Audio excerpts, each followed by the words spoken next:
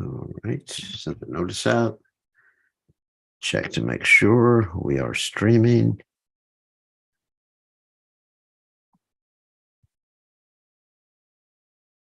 Okay, looks like we are online. Make sure the sound is working. Hare Krishna, Hare Krishna. All right. Yeah, it's working. Okay, back to Zoom. Uh-oh.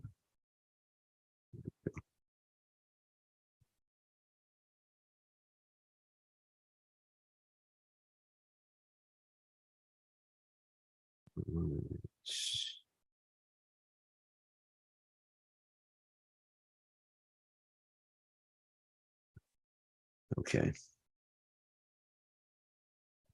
All right, so we'll start the kirtan. And let's figure out which song we're going to sing.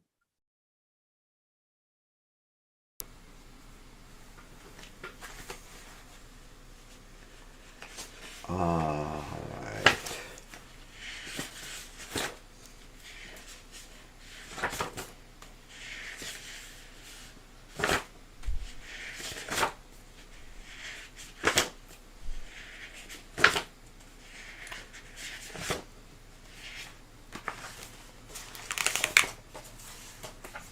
Maybe we'll do Shri Krishna Chaitanya Prabhu.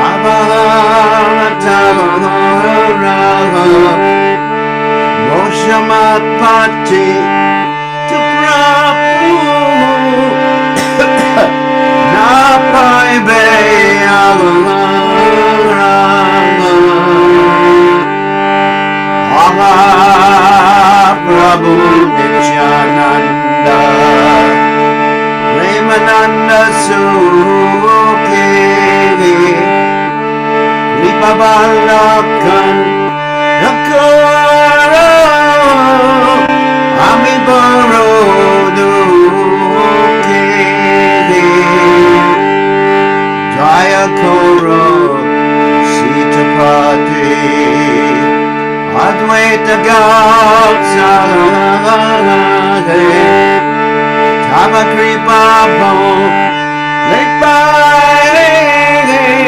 Chaitanya Nityavai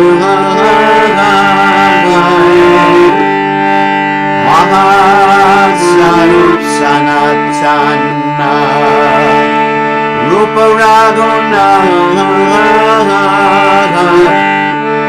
Bhakta Yoga Shiva Ramulakana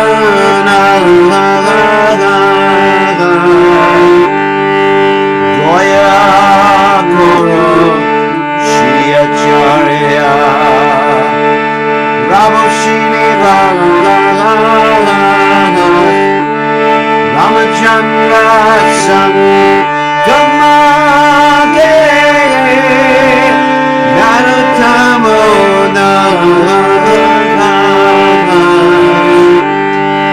Shri Krishna Chaitanya Prabhu Goya Gora More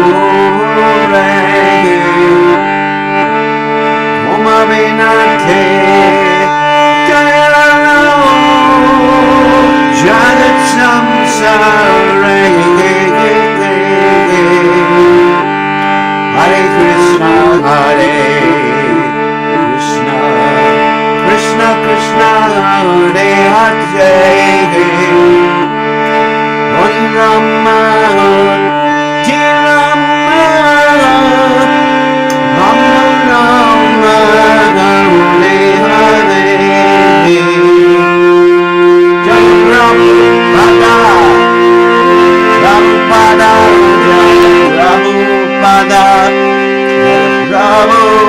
Jai Prabhupada Prabhupada Prabhupada Prabhupada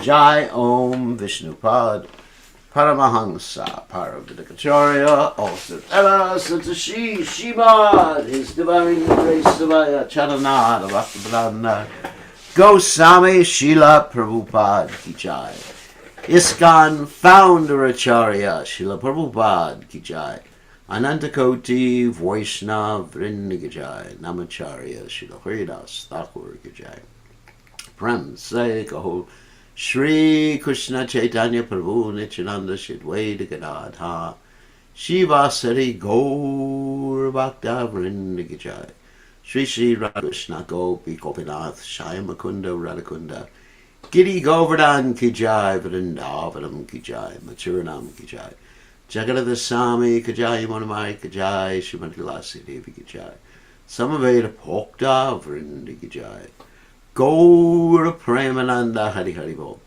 All glory is the assembled devotees. All glory is the assembled devotees. All glory is the assembled devotees. All glory is to Shri Guru and Gauranga Srila Prabhupada Ki Jai.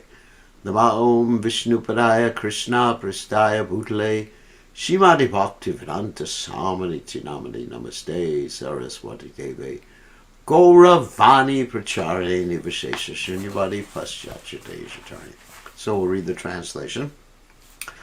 My dear Lord, please be merciful to me, because who can be more merciful than your Lordship within these three worlds? Your incarnation is just to reclaim the conditioned fallen souls, but I assure you, you will not find a more fallen soul than me. Therefore, my claim is first. My dear Lord Nityananda, you are always joyful in spiritual bliss. Since you always appear very happy, I have come to you because I am most unhappy. If you kindly put your glance over me, I may also become happy. My dear Advaita Prabhu, husband of Sita, you are so kind, please be kind to me. If you are kind to me, naturally Lord Chaitanya and Nityananda will also be kind to me. I pray for the mercy of Sarup Damodar, the six Goswamis, namely Shri Rupa Goswami, Shri Sanatan Goswami, Shri Bhatta Raghunath Goswami, Shri Gopal Bhatta Goswami, and Shri Jiva Goswami, and Shri Raghunath Das Goswami, and Lokan.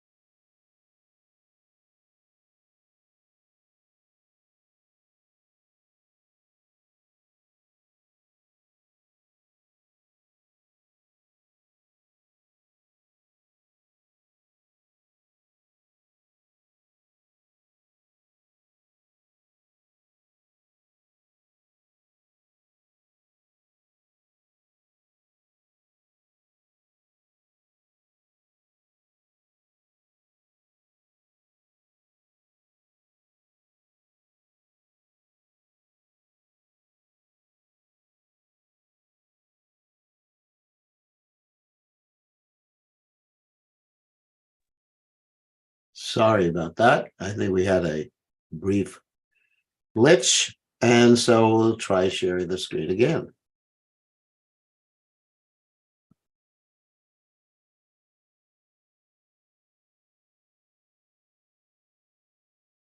Yep, it's working now.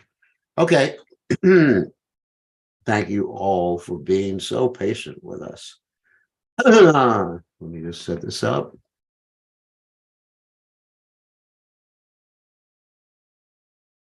All right.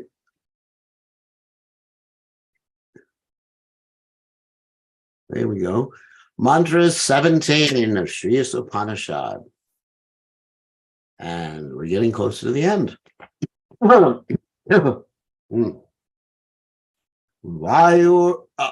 anilam amritam atedam basmantam ashariram om krito smara kritam smara krito smara kritang smara.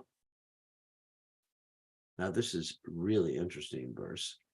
Vayu, air of life, anilam, total reservoir of air, amritam, indestructible, ata, now, idam, this, bhosmam tom, after being turned to ashes, it's bhosma, anyway, shariram, body, om, O Lord, krato, O enjoyer of all sacrifices, smara, please remember, kritam, all that has been done by me. Smara, please remember. Krito, O supreme benefactor. Smara, please remember. Kritam, all that I have done for you. Smara, please remember. A lot of please remembers here. Translation, let this temporary body be burnt to ashes, and let the air of life be merged with the totality of air. Now, O my Lord, please remember all my sacrifices, and because you are the ultimate beneficiary, please remember all that I have done for you. This interesting prayer. Of course, the Lord never forgets anything that we do in his service, but we are in anxiety about remembering God. So this is sort of like projecting our own problem with remembrance on the Supreme Personality of Godhead. But anyway, we want God to give us his mercy. Whatever I've done, please give me your mercy.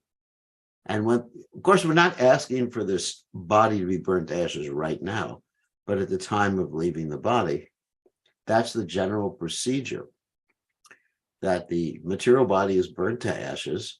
Why do we burn the material body to ashes? Several reasons. First of all, it really helps the soul who's moving on to the next body not to get attached to the body that's still there. Secondly, it helps the relatives understand that's going to happen to them too, and makes them take up spiritual life very seriously. Although in certain countries, they just take the funerals as an opportunity to drink some intoxicating liquid, which is kind of stupid. And so that's another reason. Another reason is it actually saves all the space that people are taking up for cemeteries. It's just a complete waste of space where you have cemeteries. Of course, samadhis of pure devotees, that's not a waste of space, because these samadhis of pure devotees are worshipable places. But the places where ordinary persons' bodies are entombed are places for ghosts to hang out.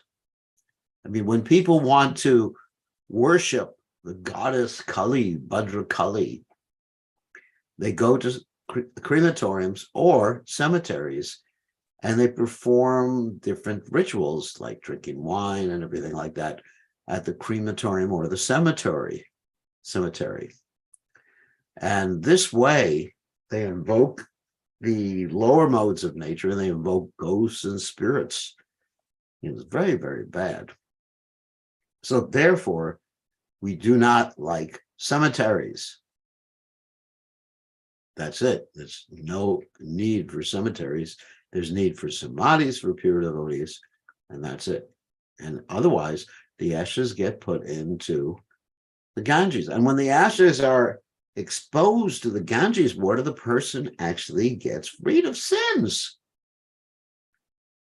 That's why you have the sons of Sagara, were eventually the ashes of the sons of Sagara, so the sons of Sagara died because they offended Lord Kapiladev, but the ashes had to be cleansed with the Ganges water by Bhagirath, who was actually bringing the Ganges down to the earth to liberate them from all their sinful desires and mentality. The temporary Prabhupada's purport. So that's really important to understand. So we want, generally, if we're conditioned souls, we want the body to be burnt to ashes. Now, it's really just the thought of that really makes you serious about spiritual life too, isn't it? If you think about this thing that I love so much, the body, mirror, mirror on the wall, who's the most attractive sannyasi of them all? This body is just going to be a pile of ashes. Of course, in other cultures, like the Parsis, they actually throw the body off of a high platform and watch the vultures or other birds or animals, whatever, eat the body. It really teaches you detachment. This temporary material body is certainly a foreign dress. The Bhagavad Gita 2:20 clearly says that after the destruction of the material body, the living entity is not annihilated, nor does he lose his identity. The identity of the living entity, of course, he loses his temporary identity, which is called an upadi. He loses his sense that I'm an American, or I'm from Fiji, or I'm from Australia, New Zealand, or I'm a man, or I'm a woman, or I'm a human. That's he loses, but he keeps his identity as a soul. The identity of the living entity is never impersonal or formless. On the contrary, it is the material dress that is formless and that takes a shape according to the form of the indestructible person. Of course, that's probably saying the material energy is actually, in one sense, just takes the shape of what it's supposed to take the shape of. And in the case of bodies, it takes the shape of our mentality. That's what it means by form. Because you get a particular type of body because of your mentality. And your mentality is carried from one body to another, that was one lifetime to another, by the subtle body, the linga sharira. And that subtle body, or carrying the conceptions of life from one body to another, can be compared to the carrying of the aromas from one place to another by the air. No living entity is originally formless, as is wrongly thought by those with a poor fund of knowledge. This mantra verifies the fact that the living entity exists after the annihilation of the material body. In the material world, material nature displays wonderful workmanship by creating varieties of bodies for the living beings according to their propensities for sense gratification. Wow. According to our propensity for sense gratification, we got a particular type of body. Wow. You got what you wanted and what you deserved. The living entity who wants to taste stool is given a material body that is quite suitable for eating stool. That of a hog. Now you may say, here's something really gross. I don't want to eat stool. Well, in America, we have these things called frankfurters. In other places, you have something called sausages. What are sausages? I mean, at least the original sausages. Of course, you may say it's meat of an animal, but it's wrapped around it is wrapped. The wrapper is the intestines of a pig. So you like sausages, you're eating the intestines of a pig. And incidentally, the intestines of a pig had within them, when the pig was alive, stool. So you're eating stool bags, and then you become a hog. Sorry if I gross anyone out. Similar feces, or anyway, there's less polite words for the same thing. Similarly, one who wants to eat the flesh and blood of other animals may be given a tiger's body equipped with suitable teeth and claws. But the human being is not meant for eating flesh, nor does he have any desire to taste stool, even in the most aboriginal state. Human teeth are made so they can chew and cut fruit and vegetables, although there are 2 canine teeth, so that primitive humans can eat flesh if they so desire. So those canine teeth, I believe they're sometimes called the eye teeth. You know, if you look in your mouth, I'm not going to show you my mouth, they're like fangs. Some people whose jaw is too crowded with teeth, actually the teeth are actually forced out of position, and the 2 teeth, the eye teeth or the fangs, they actually come out. I've seen that with people. They actually come out and they look like they have fangs. So those are the canine teeth. Canine means like dog teeth. Many people have had the dog teeth removed. I had one of mine removed, not because I didn't want to eat meat, and I don't want to eat meat, but because the mouth was too crowded with teeth.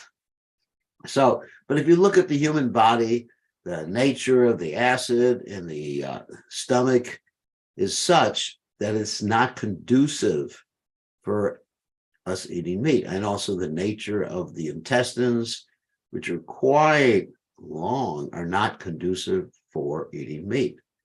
They're conducive. If you eat meat, what happens is that very likely you will get cancer of the bowel, which is the lower intestines, because the meat putrefies there, because your intestines are too long for eating meat, because it just stays there and it putrefies and you get cancer. That's why if you go to the doctor, they generally, after a certain age, they want to do this thing called a colonoscopy. Now, if you don't know what a colonoscopy is, it's they put a little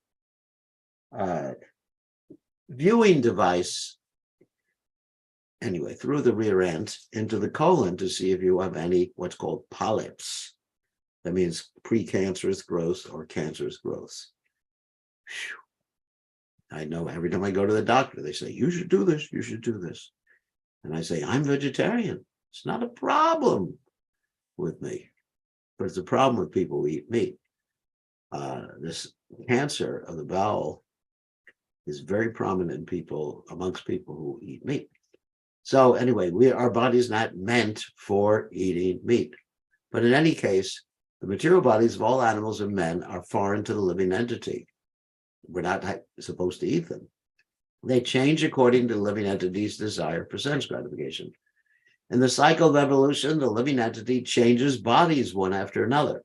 When the world was full of water, the living entity took an aquatic form. That means fish, lobster, what other animals are there? Oh yeah, squids, octopus. Then he passed to vegetable life, became a broccoli or coconut. Imagine being a coconut. To worm life, oh my God. From worm life to bird life, from bird life to animal life, from animal life to human form. The highest developed form is that this human form, one is possessed of a full sense of spiritual knowledge. The highest development of one's spiritual sense is described in this mantra. One should give up the material body, which will be turned to ashes, and allow the air of life to merge into the eternal reservoir of air. Because we are not the air of life. So the air of life is the prana in the body. The soul is different than the prana. The living being's activities are performed within the body through the movements of different kinds of air, known in summary as prana vayu. means the life air, basically. Prana means life. Vayu means wind or air. So just like if someone is very romantic, they'll say to their husband, they'll call their husband Prana Nath. That means Prananath means the Lord of my life, the Lord of my life heirs. It's a very romantic term that people in Maya use. The yogis generally study how to control the airs of the body. We have different airs. The soul is supposed to rise from one circle of air to the highest circle, to the Brahmarandra, the highest circle. Brahmarandra is the like in the middle of the top of the head. And so the yogi, he bursts forth when he wants to from the Brahmarandra, which is the top of the head. It's like a little soft spot. I'm touching my Brahmarandra right now. And so I'm not going to leave, don't worry. So when the yogi wants, he can actually pop out of the top. And there's different chakras too, but when devotee leaves, usually, I mean, a devotee is not a hatha yogi, he leaves through the mouth. When a gross materialist leaves, he leaves through the rectum in many cases. And that's why you find many musicians, they leave this world when they're going to the, for lack of a better word, the toilet. From that point, the perfect yogi can transfer himself to any planet he likes. The process is to give up one's material body and then enter into another. But the highest perfection of such changes occurs only when the living entity is able to give up the material body altogether, as suggested in this mantra, and enter into the spiritual atmosphere where he can develop a completely different type of body, a spiritual body, which never has to meet death or change. That's much better. Here in the material world, material nature forces the living entity to change his body due to his different desires for sense gratification, like you change cars or change your clothes or change your shoes or change your glasses. I have so many glasses. I change my socks. I have thousands of pairs of socks. These desires are represented in the various species of life, from germs, not Germans, to the most perfected material bodies, those of Brahma and the demigods. All of these living entities have bodies composed of matter in different shapes.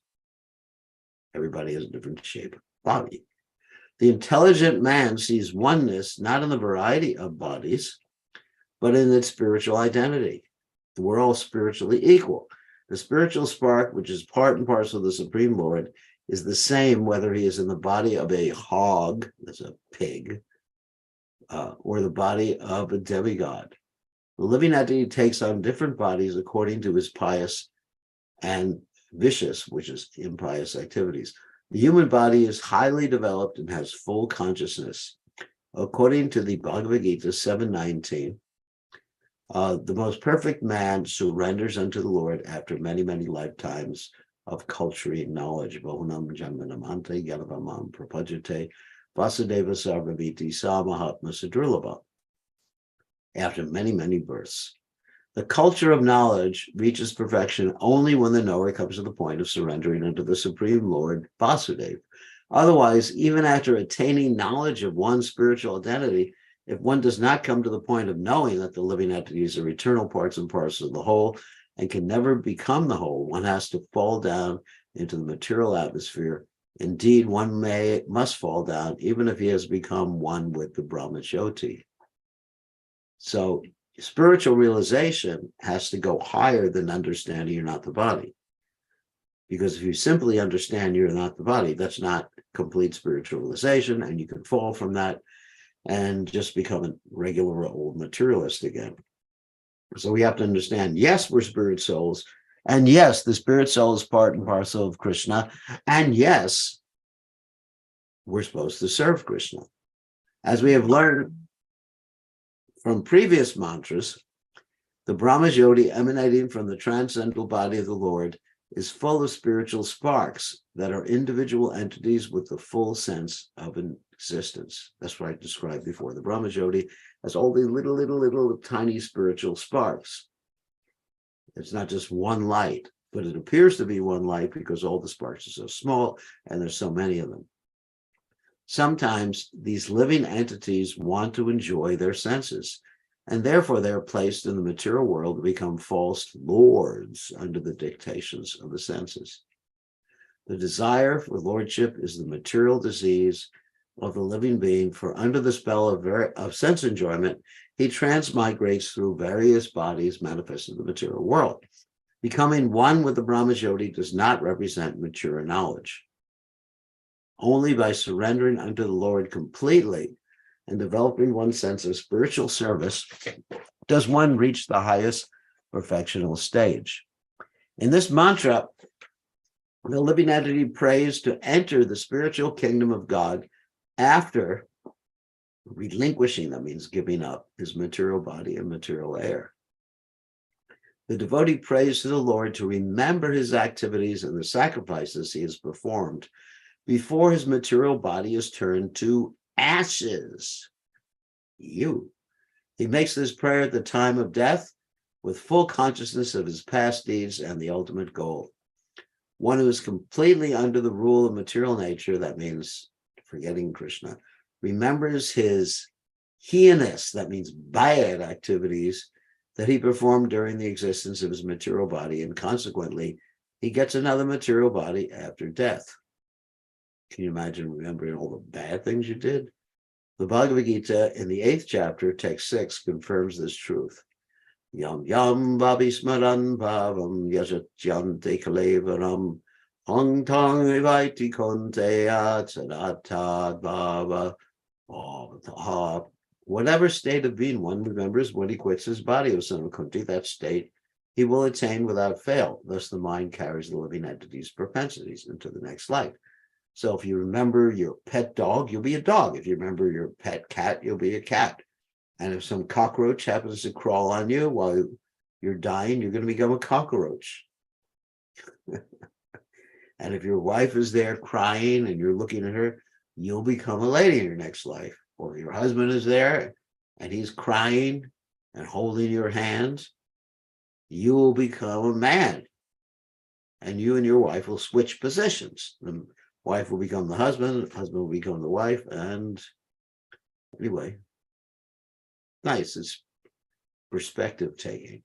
Unlike the simple animals who have no developed mind, the dying human being can remember the activities of his life like dreams at night. Therefore, his mind remains surcharged with material desires, and consequently, he cannot enter into the spiritual kingdom with a spiritual body.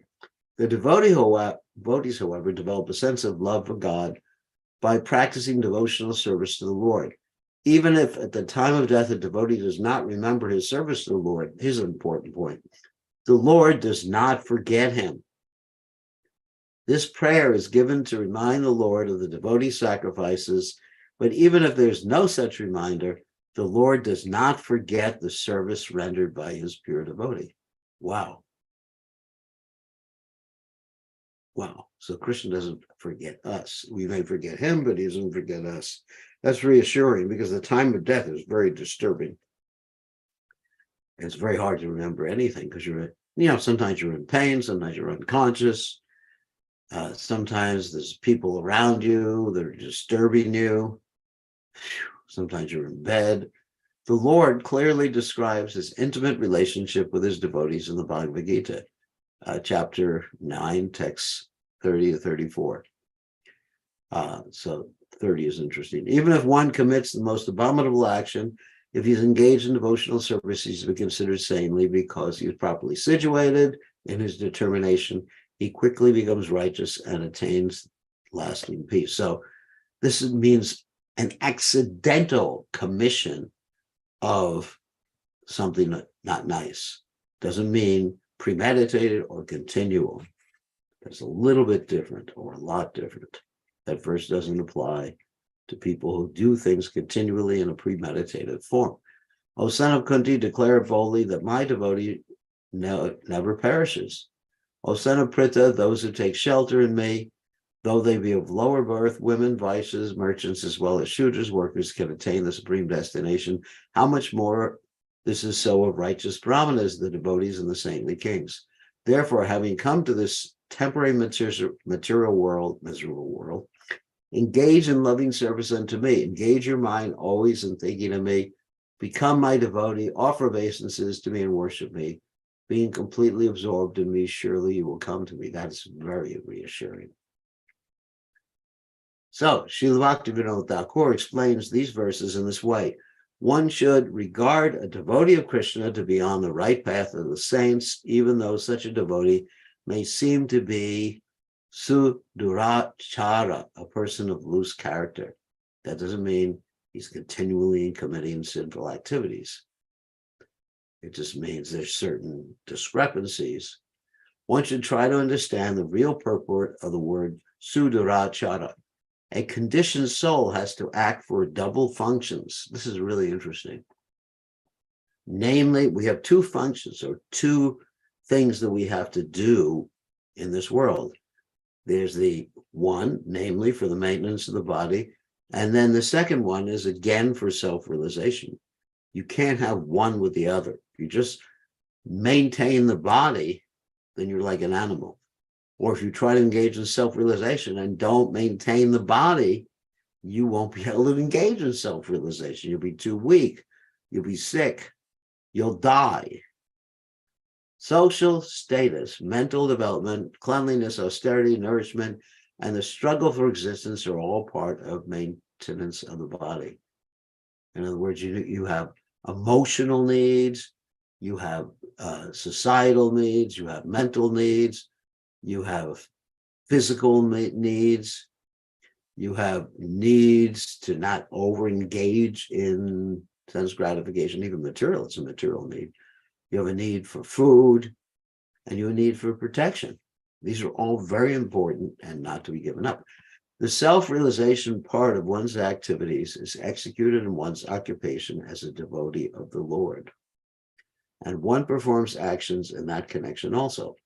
One must perform these two different functions along parallel lines, in other words, simultaneous, but they can't intersect in the sense. They can't conflict with each other. In other words, if you want to eat meat, that conflicts with the desire for self-realization or Krishna consciousness, because a conditioned soul cannot give up the maintenance of his body. The proportion of activities for maintenance of the body decreases, goes down, however, in proportion to the increase in devotional service. In other words, someone who is advancing in devotional service spends less and less time on bodily maintenance stuff. As everybody knows, at least when I'm here at home, I cook for myself, but I spend 10 minutes preparing my whole meal. That's it. I just throw everything in the pot and then go away for a half an hour, and it comes back and it's cooked. And other people, they spend so much time. So, because it's just a waste of time beyond a certain amount of time. As long as the proportion of devotional service does not come to the right point, there is a chance for an occasional exhibition of worldliness. That means materialness. But it should be noted that such worldliness cannot continue for long, because by the grace of the Lord, such imperfections will come to an end very shortly. Therefore, the path of devotional service is the only right path. If one is on the right path, even an occasional occurrence of worldliness does not hamper one in the advancement of self-realization. Like if a devotee once in a while goes to the movies or something like that. It's not hampering one. The facilities of devotional service are denied the impersonalists. That means people who think that we're all God, or there's no God, or God is just the light, because they're attached to the Brahmajyoti feature of the Lord. They're attached to that big white light that surrounds Krishna. As suggested in the previous mantras, they cannot penetrate the Brahmajyoti. They cannot leave the Brahmajyoti because they do not believe in the personality of Godhead. Their business is mostly word jugglery and mental speculation. Consequently, the impersonalists pursue a fruitless labor. In other words, there's no gain for what they're doing, as confirmed in the 12th chapter of the Bhagavad Gita, 12.5. All the facilities suggested in this mantra can be easily obtained by constant contact with the personal feature of the Absolute Truth. Here's the method. Devotional service to the Lord consists essentially of 9 transcendental activities. It's called Nava Bhakti. Beginning with Shravanam, Kirtanam, Vishnu Smarnam. Anyway, 1, hearing about the Lord. 2, glorifying the Lord. That's Kirtanam. 3, remembering the Lord, Smaranam. 4, serving the lotus feet of the Lord, Adasevanam. 5, worshiping the Lord, Archanam. 6, offering prayers, Vandanam. 7, serving the Lord, Seva. 8, enjoying friendly association with the Lord, Sakyam. And 9, surrendering everything unto the Lord. Atmani Vedanam. You can do all these 9, and then you'll very quickly get perfection. Or you can do just 1, and you'll get perfection. It might take a little longer. These 9 principles of devotional service, taken all together or one by one, help a devotee remain constantly in touch with God. In this way, at the end of life, it is easy for the devotee to remember the Lord. By adopting only one of these 9 principles, the following renowned devotees of the Lord were able to achieve the highest perfection. By hearing of the Lord, Maharaj Parikshit, the hero of Srimad Bhagavatam, attained the desired result. He heard the Bhagavatam. 2, just by glorifying the Lord, Shukadeva Goswami, the speaker of the Srimad Bhagavatam, attained his perfection. 3, by praying to the Lord, Akrura attained his desired result. 4, by remembering the Lord, Prahlad Maharaj attained the desired result. 5, by worshiping the Lord, Prithu Maharaj attained perfection. 6, by serving the lotus feet of the Lord, the goddess of fortune, Lakshmi, attained perfection. 7, by rendering personal service, Sevanam, to the Lord, Hanuman attained the desired result. 8, through his friendship with the Lord, Arjuna attained the desired result. That's Sakyam. And 9, by surrendering everything he had to the Lord, Maharaj Bali attained the desired result. Actually, the explanation of this mantra and practically all the mantras of the Vedic hymns is summarized in the Vedanta Sutra and properly explained in Srimad Bhagavatam. Srimad Bhagavatam is the mature fruit of the Vedic tree of wisdom. In Srimad Bhagavatam, this particular mantra is explained in the questions and answers between Maharaj Parikshit and Shukadeva Goswami at the very beginning of their meeting. Hearing and chanting of the science of God is the basic principle of devotional life. The complete Bhagavatam was heard by Maharaj Parikshit and chanted by Shukadeva Goswami. Maharaj Parikshit inquired from Shukadeva Goswami because Shukadeva was a greater spiritual master than any great yogi or transcendentalist of his time. Maharaj Parikshit's main question was, what is the duty of every man, specifically at the time of his death? Shukadeva Goswami answered, Tasmat Bharata Sarvatma Bhagavan Ishvaro Hari Shrutavya Kirtitavyascha Smartavyas Chaitya Vayam. Anyone who desires to be free from all anxiety should always hear about, glorify and remember the personality of Godhead, who is the supreme director of everything, the extinguisher of all difficulties, and the supersoul of all living entities. So-called human society is generally engaged at night in sleeping and having sex, and during the daytime in earning as much money as possible, or else in shopping for family maintenance. People have very little time to talk about the personality of Godhead or to inquire about him. They have dismissed God's existence in so many ways, primarily by declaring him to be impersonal, that is, without sense perception.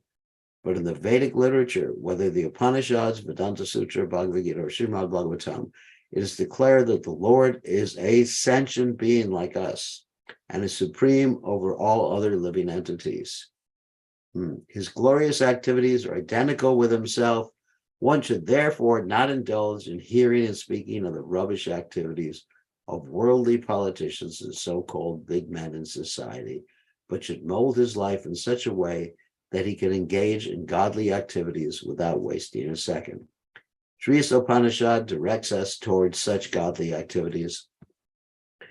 Unless one is accustomed to devotional practice, what will he remember at the time of death when the body is dislocated? And how can he pray to the Almighty Lord to remember his sacrifice? Unless your mind is trained up, you're accustomed.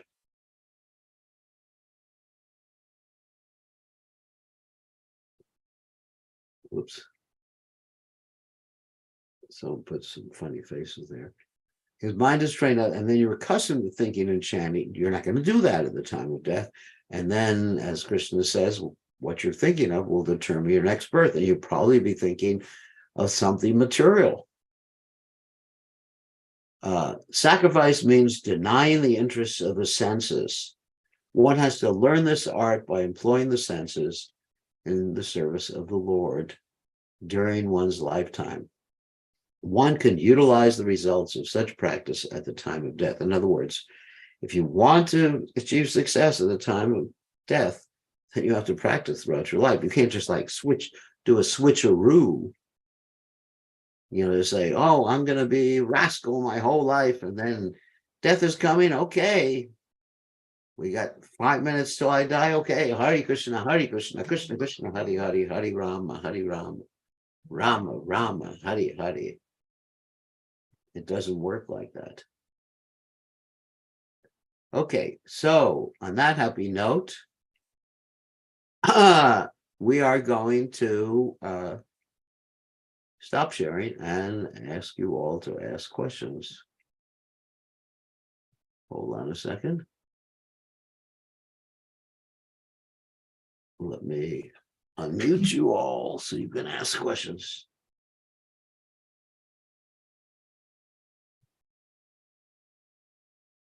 Okay, you are all officially allowed to ask questions by unmuting yourself. Oh, I see Rakesh is quick on the draw. Gurudev, please accept my humble obeisances. Okay, quick question. Yes, I was just studying still I'm finishing the Krishna book, and the question comes up to that when the Bhrigu Rishi went to test who is the best among the good quality of goodness among three Yeah. demigods. Mhm. It says that when he went to meet Lord Shiva, he went to the Kailash planet. So is it a Kailash planet or Kailash mountain? It's both. The Kailash mountain is actually a local embassy of the Kailash planet. There's a Kailash planet and there's a Kailash mountain. And just like we have, for example, in let's say a holy place like Vrindavan, that's Vrindavan on this earth planet, and there's also Vrindavan in the spiritual world. Or just like if you have a embassy of a particular country, you'll go to the Russian embassy or the US embassy or the Australian embassy, and that's the local representative of that particular country. So it's the same way with Mount Kailash. Mount Kailash is like the representative. It's a planet. Kailash is a planet. So during the annihilation of this entire material world, does the Kailash planet also gets annihilated? Yes. Yes. Then where does the Lord Shiva go? Because Lord Shiva is an expansion. He has his original form is in the spiritual world called Sadashiva. So what about the goddess Durga then? Durga is an expansion of Krishna's internal potency. They all go back into their original spiritual form then? They don't go back. They're always there in their original spiritual form. And just like Krishna expands himself to deal with the material world as the Mahavishnu, Shiradakshay Vishnu, and Garbhodakshay Vishnu. But it's not that they go back. Garbhodakshay, Krishna's always there in the spiritual world, and sometimes his incarnations, sometimes the avatars are manifest, and sometimes they're not. What about So, Lord Ganesha? He's like a Jiva Tattva. he's a devotee. He's a devotee. Okay. He's not Shakti, he's a Jiva soul. Mm, All right. Thank you. Yes.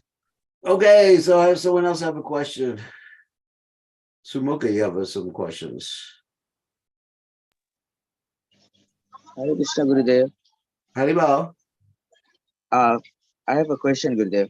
Uh, in the reading Srimad Bhagavatam, where the Hamsa Avtaras answers the questions of the four Kumaras. Yes. This one's verse Hamsa Avtara spoke, which I do not understand. The verse is 11, 13, 24. Manasa vachasa drishtaya grihate anyer apindreyai aham eva na matto anyad iti buddhyadvam anjasha. Within this world, whatever is perceived by the mind, speech, eyes, or other senses is me alone and nothing besides me. All of you, please understand this by a straightforward analysis of the facts. Yes. So what's the question? Question is, when it says within this world, whatever is perceived by the mind, speech, eyes, and other senses is me alone. So whatever I is I heard that, but what is the question? the question is, how can I understand that whatever I think in my mind is Krishna only? Because it's a manifestation of Krishna's energy. There's the material energy and spiritual energy, just like Krishna says in the Gita. Very similar. Aham sarvasya prabhavo. I'm the source of everything.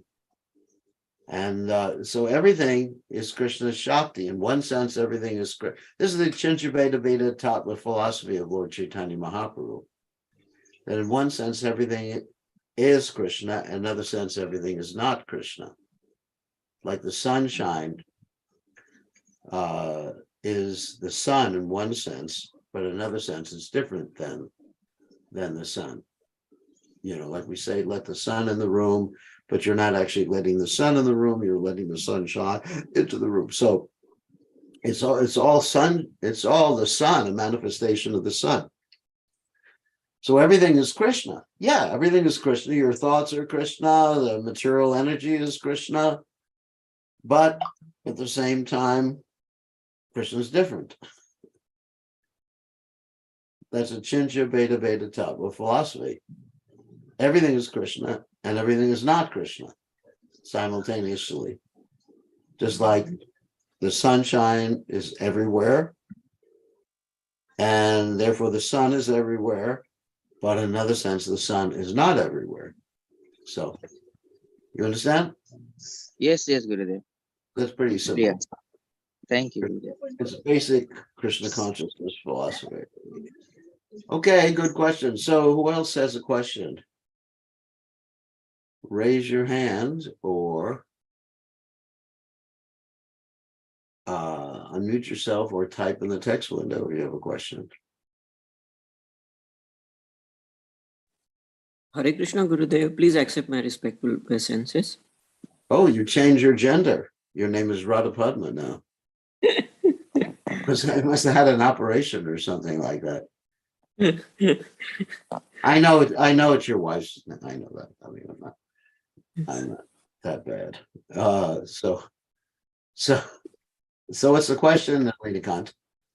Gurudev, what happens to the Dham like Vrindavan, Jagannath Puri, Mayapur Dham on the earthly planet? They become unmanifest.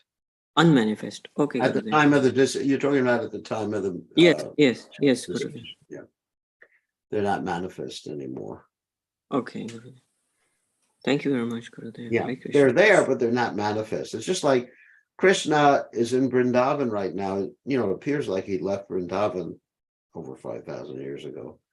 But he's aprakata, he's in an unmanifest state right now, and not manifest to us. All right? Thank you, Gurudev. Okay. Good question. So who else has a question? What are all these messages coming through on the middle of class? So, any other questions? If not, tomorrow we're going to try to cover the last verse in the Isopanisad. It's going to be during our Sunday program.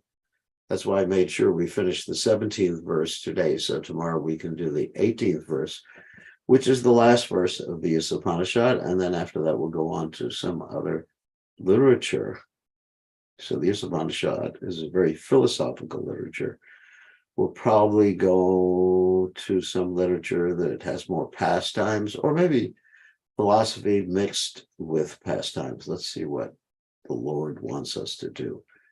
Okay, on that happy note, thank you all very much. We'll see everybody tomorrow, hopefully. All glories to His divine grace, A.C. Bhaktivedanta Swami's.